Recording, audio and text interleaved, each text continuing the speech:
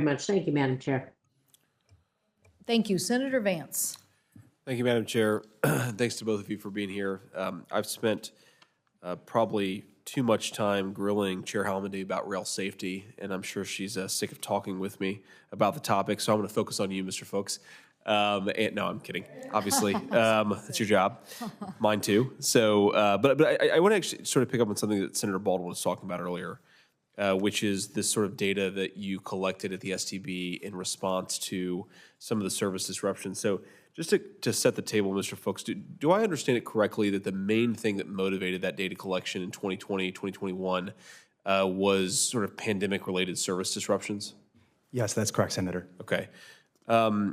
So maybe, you know, and I understand this is sort of relatively new data. You probably haven't spent that much, haven't had that much capacity to sort of fully incorporate and understand it. But I mean, any high-level conclusions or considerations? I mean, anything that's especially interesting about the data you collected over the last couple of years? Absolutely. Thank you for the question. So first is it provided transparency into the carrier's on-time performance and first last mile service, which the board hadn't collected before. So if you talk to a rail shipper, what they want to know is my freight going to show up on time, and will the railroad hit their local switch so the people who are doing the important work of loading and unloading freights can keep the economy moving? The second, so what the data did is it clearly underscored the severity of the problem. The second thing it did is it underscored the importance of the labor shortage to service performance. Third is it allowed us to dig down both geographically and by service type. And then, you know, fourth is it required the carriers to set 6-month and 1-year targets so we could track their progression. So, you know, it's helped the agency hold the railroads accountable. It's focused our oversight efforts. It's informed shipper decisions, and it's also informed others. So I think the data has been very valuable. Okay. So I'm going to pick up on the labor shortage sort of theme in a second, but I mean, have you guys noticed just the act of being required to report this information, has that actually solved some of the service-related issues? Certainly, it's been a helpful factor. You know, the carriers had numerous reasons to improve, not least of which is the effects of their poor service on demand.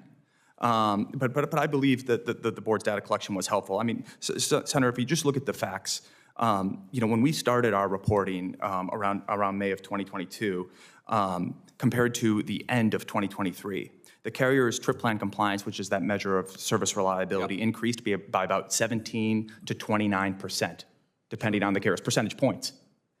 And, you know, at the same time, the carriers increased their train and engine crew, all of them by more than 500, some of them closer to 1,000. And I have been gratified to hear from shippers about their using both the employment and the service data to inform their decision-making, which provides a private sector incentive, additional private sector incentive on the carrier. So I do think it's been a helpful contributing factor. Okay, that's helpful to know. And just, you know, being mindful of time, you mentioned the labor shortage issues. And, you know, one of the concerns that I have is that very aggressive staff reduction in especially the Class 1 railroads contributes in some ways to service disruptions. Do you see any evidence of that in your data? What's actually going on with the labor shortage? Is that because the train companies aggressively cut back, or is it because they can't find people, or is it both? Thank you, Senator.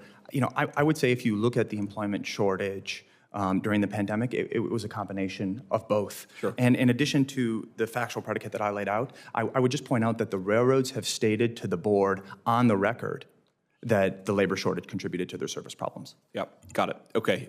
So one just last comment, and I'll yield back the remainder of my time is, you know, we myself and a number of the colleagues that I have on this committee have worked on a railway safety bill. And one of the arguments we sometimes run up against is that if the bill passes, the two-man crew provision will radically reduce service in the rail industry, that it will significantly cut back the quality of service. And you know, one of the interesting observations is there have been some service issues related to staffing well before the Rail Safety Act was even envisioned. And certainly, of course, it hasn't gone into effect as law yet. So I find it a little rich that the railways want to blame a bill that doesn't actually exist in law for service disruptions that existed for now many years. So it seems a little absurd to me, but that's just my biased opinion. I yield back. Thanks to the chair. Thank you, Senator Vance. Very